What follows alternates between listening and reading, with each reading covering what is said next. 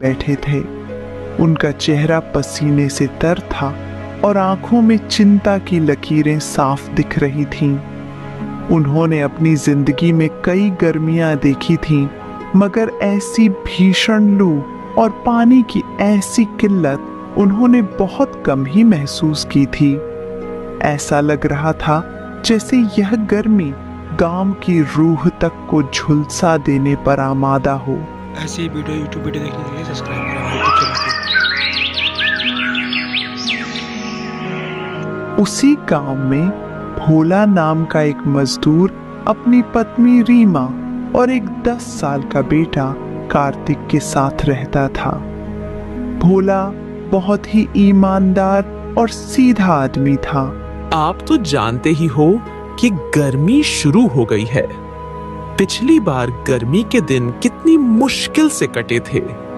घर की छत और दीवारें जगह जगह से गर्मी से फटी हुई हैं। अगर तुमने इस बार भी कोई इंतजाम नहीं किया तो हमारा हाल पहले जैसा हो जाएगा। बाहर की सारी गर्मी घर में आएगी। तुम सही कहती हो रीमा, पिछली बार की गर्मी ने बहुत परेशान किया था। इस बार कैसे भी करके छत और दीवारों की मरम्मत जरूर करवानी होगी। रीमा, मैं मालिक के पास जा रहा हूँ, वह जरूर मेरी मदद करेंगे। अगर मालिक ने पैसे दे दिए तो मैं कल ही छत और दीवारों की मरम्मत करवा दूंगा। इतना कहकर भोला अपने मालिक के पास चला जाता है और मालिक से कहता है, मालिक, आप तो जानते ही हो इस समय घर में एक भी पैसा नहीं है और गर्मी शुरू हो गई है। घर की छत और दीवारें जगह जगह से फट रही है। अगर मैंने छत और दीवारों की मरम्मत नहीं करवाई तो बाहर की सारी गर्मी घर में आएगी। पिछली गर्मी में तो मैंने अपने पड़ोसी के घर से पंखा ले लिया था, लेकिन उसने इस बार पंखा देने से मना कर दिया। अगर इस बार छत और दीवारों की मरम्मत नहीं करवाई तो गर्मी से मेरा पूरा परिवार बीमार हो जाएगा। मालिक, मुझे थोड़े बहुत पैसे दे दीजिए, अगले महीने की तनख्वाह में काट लेना। भोला, तुम्हें अच्छी तरह से पता है मैंने कभी भी तुम्हें किसी चीज के लिए मना नहीं किया। मैंने हर समय तुम्हारी मदद की है और तुम ये भी जानते हो कि हमारी दुकान इस समय बहुत घाटे में चल रही है। इस दुकान की वजह से मुझे बहुत नुकसान हो गया है, इसीलिए मुझे ये दुकान बंद करनी होगी। तुम भी अपने लिए कहीं और काम तलाश कर लो। मालिक, ऐसे में मुझे कहाँ काम मिलेगा? मैं तो आपसे बस थोड़े पैसे उधार लेने आया था, लेकिन आपने तो मुझसे मेरा रोजगार ही छीन लिया। भोला, मैं तुम्हारी परेशानी समझ सकता हूँ, लेकिन मैं भी मजबूर हूँ। जब धंधा ही चौपट हो गया तो मैं तुम्हें पैसे कहाँ से दूं? भोला, मुझे भी तुम्हारी तरह अपने परिवार की चिंता है। अब मुझे भी कोई दूसरा काम देखना होगा घर के गुजारे के लिए। बेचारा भोला मायूस होकर अपने घर चला जाता है। रीमा मालिक ने पैसे देने से मना कर दिया है। इस गर्मी में उनका भी हाल हमारी ही तरह है। मालिक ने दुकान बंद कर दी है, इसलिए मुझे भी काम से निकाल दिया गया। अब मुझे भी कोई और काम तलाश करना होगा। ये तो बहुत बुरा हुआ। इतनी गर्मी में आपको कहाँ काम मिलेगा? पहले तो छत और दीवारों की चिंता थी, लेकिन अब तो काम भी नहीं रहा। जब काम ही नहीं है तो छत और दीवारों की मरम्मत कैसे होगी? रीमा, तुम परेशान मत हो, मैं कल ही जाकर जरूर कोई काम ढूंढ लूंगा। अगर ईश्वर ने चाहा तो हम इस छत और दीवारों की मरम्मत भी करवा देंगे।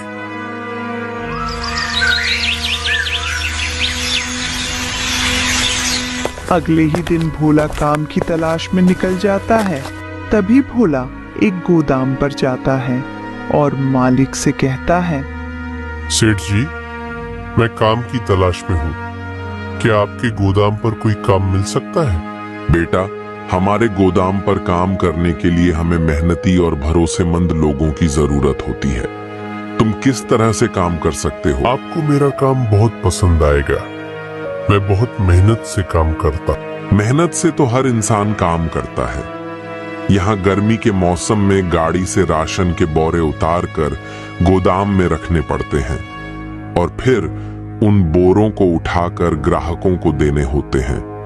ये काम बहुत मेहनत का है, खासकर इस गर्मी में। ठीक है सेठ जी, मैं काम करने के लिए तैयार हूँ। आप मुझे बता दीजिए कि कब से आना है। फिलहाल तो अभी हमारे पास कोई जगह नहीं खाली है। हाँ, अगर भविष्य में कोई जगह खाली होगी तो हम तुम्हें जरूर बताएंगे, लेकिन अभी के लिए मुझे माफ करो, मैं तुम्हें कोई काम नहीं दे सकता। ये सुनकर भोला उदास हो जाता है और फिर वहां से चला जाता है। उसके बाद भोला कहीं जगह जाता है, लेकिन उसे काम कहीं नहीं मिलता है। भोला को काम की तलाश में उसे सुबह से शाम हो जाती है, लेकिन भोला को कहीं भी काम नहीं मिलता। इसलिए वह सोचता है, आज पूरा दिन निकल गया, लेकिन मुझे कोई भी काम नहीं मिला। मैं रीमा से कितने विश्वास से कहकर आया था कि आज जरूर छत और दीवारों की मरम्मत का इंतजाम कर दूंगा, लेकिन अब तो घर में कुछ राशन भी नहीं बचा है। नौकरी भी चली गई। ये ईश्वर मेरी मदद कर। बेचारी रीमा मेरी वजह से कितना कष्ट सह रही है। भोला थक हार कर एक चाय वाले की दुकान पर बैठ जाता है। तभी भोला ने देखा कि दो आदमी आपस में बात कर रहे थे। आज अखबार में खबर आई है कि लगातार 3 महीने तक गर्मी और लू चलेगी। अगर 3 महीने लगातार लू चलेगी तो किसान और गरीब लोग कैसे जिएंगे? गर्मी की वजह से सारी फसलें सूख जाएंगी और गरीब लोगों का कारोबार बंद हो जाएगा। अरे भाई, जो अखबार में लिखा है मैं तो बस वही बता रहा हूँ। अरे अखबार वाले तो कुछ भी उल्टा सीधा छाप देते हैं, जिससे अखबार ज्यादा बीके मैं तुम्हें लिख के देता हूँ। ऐसा कुछ नहीं होने वाला। अरे होगा वो जो ईश्वर चाहता है। पिछली बार अखबार में छपा था कि इस बार बिल्कुल भी गर्मी नहीं होगी, लेकिन हुआ उसका उल्टा। पिछली बार कितनी तेज गर्मी पड़ी थी। अरे मेरी दुकान लगभग 1 महीने तक बंद पड़ी रही, इसलिए अखबार में छपी बातों पर ध्यान मत दिया करो। मुझे लगता है तुम सही कह रहे हो। हमें अखबार की बातों पर विश्वास नहीं करना चाहिए, लेकिन हाँ, हमें होशियार रहना चाहिए ताकि अगर कुछ समस्या आए तो हम तैयार रहें। भोला को इन दोनों आदमियों की बातें अजीब लगती हैं, इसलिए वह वहां से चला आता है और वह अपनी पत्नी से कहता है, रीमा, मैंने हर जगह काम तलाश किया, लेकिन कहीं भी मुझे काम नहीं मिला। अब तुम ही बताओ मैं क्या करूं? अब तो घर का राशन भी खत्म हो गया है और सुबह से कार्तिक की तबीयत भी बहुत खराब हो रही है। उसका सारा शरीर गर्म हो रहा है। मुझे लगता है उसे लू लग गई है। तुम उसके लिए दवाई ले आओ। लेकिन रीमा, मेरे पास तो 1 पैसा भी नहीं है। कुछ ही देर में कार्तिक का तबीयत बहुत ज्यादा खराब हो जाता है। भोला, अगर कार्तिक को इलाज नहीं मिला तो उसकी हालत और बिगड़ सकती है। तुम्हें जल्दी से कुछ करना होगा। जानता हूँ रीमा, लेकिन मेरे पास 1 भी रुपया नहीं है। ऐसे में कार्तिक के लिए दवाई कहाँ से लाऊं? मैं एक काम करता हूँ, श्याम के घर जाता हूँ, वो मेरी मदद जरूर करेगा। भोला श्याम के घर की ओर चल देता है और जोर जोर से श्याम के घर का दरवाजा खटखटाने लगता है। जैसे ही श्याम घर से बाहर आता है तो भोला श्याम से कहता है, श्याम भाई, मेरा बेटा बहुत बीमार है, उसे लू लग गई है। अगर उसे जल्दी से सही इलाज नहीं मिला तो उसकी हालत बहुत ज्यादा बिगड़ जाएगी। प्लीज तुम मुझे थोड़े से पैसे उधार दे दो। मैं तुम्हारा ये एहसान कभी नहीं भूलूंगा। भोला भाई, मेरे पास जितने भी पैसे थे वो सब एसी लगवाने में खर्च हो गए हैं। इसलिए देखो भाई, मैं तुम्हारी कोई मदद नहीं कर सकता। हो सके तो मुझे माफ कर देना। भोला, अगर मेरे पास पैसे होते तो मैं तुम्हारी मदद जरूर करता। मुझे इस बात का बहुत दुख है कि मैं तुम्हारी इस परेशानी में मदद नहीं कर पा रहा हूं। श्याम भाई, ये सिर्फ पैसे की बात नहीं है, ये मेरे बेटे की जिंदगी का सवाल है। क्या तुम सच में मेरी इस गंभीर स्थिति में मेरी मदद नहीं कर सकते? क्या मेरा बेटा तुम्हारी दया और सहायता के लायक नहीं है? भोला, मेरी बात को समझने की कोशिश करो। मैं सचमुच तुम्हारी मदद करना चाहता हूं, लेकिन मेरे खुद के हालात इस समय सही नहीं है। लेकिन मुझे पूरा उम्मीद है कि कोई ना कोई तुम्हारी मदद जरूर करेगा। इतना कहकर श्याम घर के अंदर चला जाता है। श्याम की पत्नी श्याम से कहती है, अरे कौन था दरवाजे पर जो इतनी जोर जोर से दरवाजा पीट रहा था? अरे मेरा दोस्त भोला था। उसका बेटा कार्तिक बहुत ज्यादा बीमार है, उसे लू लग गई है। उसके इलाज के लिए उधार पैसे मांगने आया था। मैंने साफ मना कर दिया उधार पैसे देने के लिए। लेकिन भोला तो आपका बहुत अच्छा दोस्त था, उसने तुम्हारी हर मुश्किल वक्त में बहुत बार मदद की है, फिर तुमने उसे पैसे उधार देने से क्यों मना कर दिया? अरे भगवान, मैं कोई दानवीर नहीं हूं जो हर किसी की मदद करता फिरूं। और रही बात दोस्ती की, तो मैं उतना ही रिश्ता निभाता हूं जितना मुझे खुद फायदा होता है। मेरे अलावा भी बहुत लोग हैं, कोई न कोई उसकी मदद कर ही देगा। ईश्वर का डर कीजिए, मुसीबत आते हुए देर नहीं लगती है। कहीं ऐसा ना हो तुम्हारा ये घमंड तुम्हें ले डूबे। अरे यह सब फालतू की बातें हैं, तुम इन सब बातों पर ध्यान मत दिया करो। वैसे भी यह कोई घमंड वाली बात नहीं है। अरे मेरे पैसे किसी को दूं या ना दूं मेरी मर्जी। भोला अपने घर आता है, तभी उसका बेटा कार्तिक अपनी माँ से कहता है, माँ, मुझे बहुत गर्मी लग रही है, मेरा सिर भारी हो गया है और मेरा पूरा शरीर जैसे आग में जल रहा हो। तुम कुछ करते क्यों नहीं? बच्चे की हालत खराब होती जा रही है। मरता है तो मरने दो, इसे भी पता चले कि यह गरीब बाप के घर में पैदा हुआ है। मैं थक चुका हूं लोगों से पैसे उधार मांग मांग के। कोई पैसे उधार देने को तैयार नहीं है। जबरदस्ती छीन के तो नहीं ला सकता ना मैं। ऐसा मत कहिए, आपको एक बार मुखिया जी के घर चले जाना चाहिए, वो हमारी मदद जरूर करेंगे।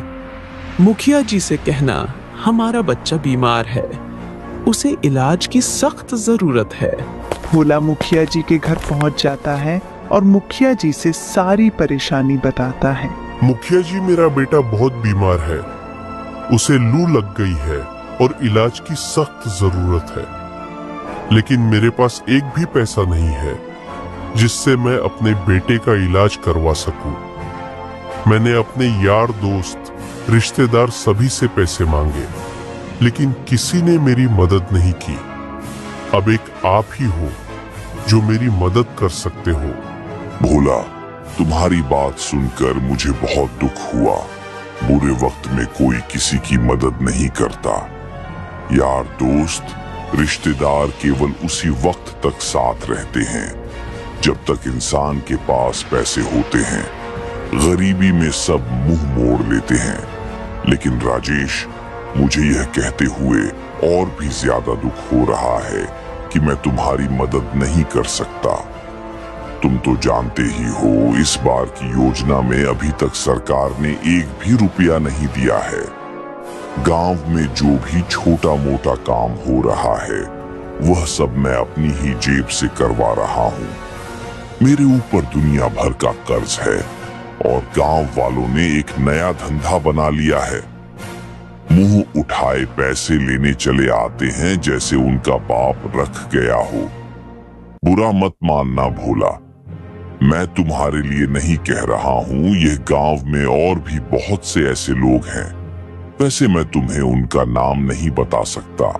कोई बात नहीं मुखिया जी, जब अपनों ने ही मदद नहीं की तो फिर तुम कैसे कर सकते हो? अब तो ईश्वर की जो मर्जी है वही होगा। इतना कहकर भोला अपने घर की ओर निकल पड़ता है और सोचने लगता है। आज लोगों ने यह साबित कर दिया कि ऐसी वीडियो देखने के लिए YouTube चैनल को सब्सक्राइब करें। बुरे वक्त में तो कोई भी किसी का साथ नहीं देता। भोला ये सोच ही रहा था कि उसे बहुत तेज चक्कर आ जाता है और वह जमीन पर ही बेहोश हो जाता है। उधर से एक आदमी आ रहा होता है। उसने भोला को बेहोश देखा तो उसे अपने घर लेकर आ गया।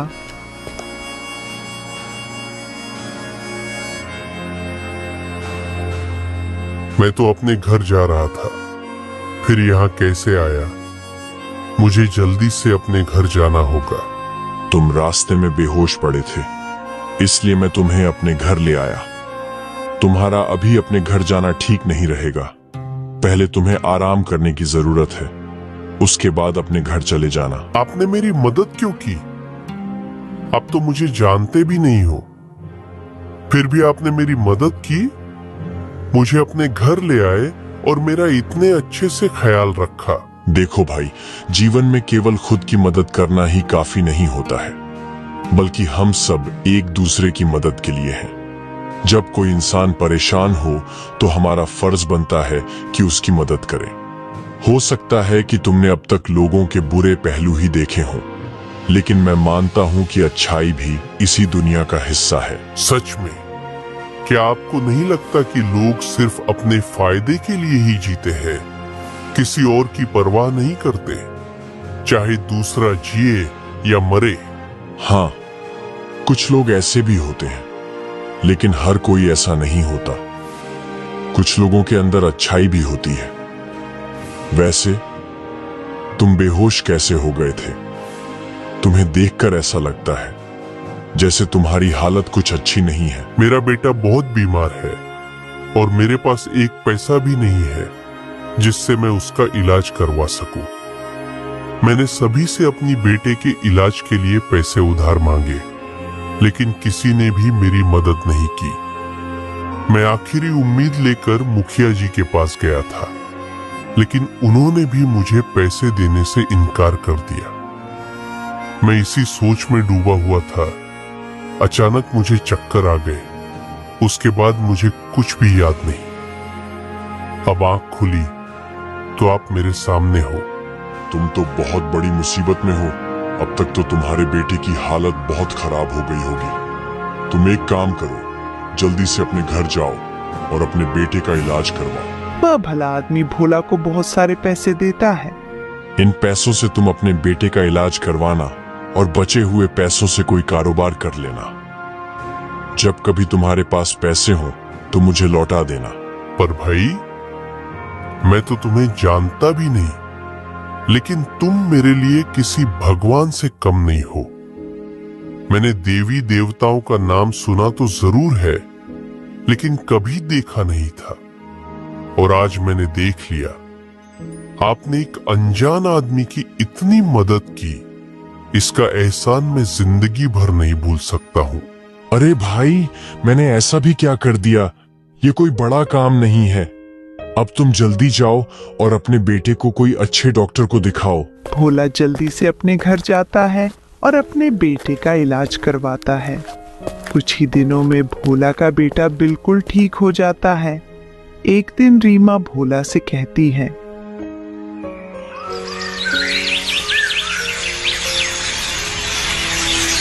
आपने मुझे बताया नहीं, आप पैसे कहां से लाए थे?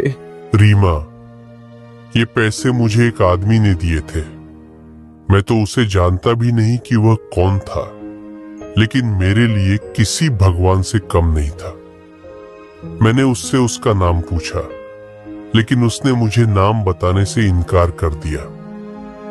मैं उसे जंगल में बेहोशी की हालत में मिला था।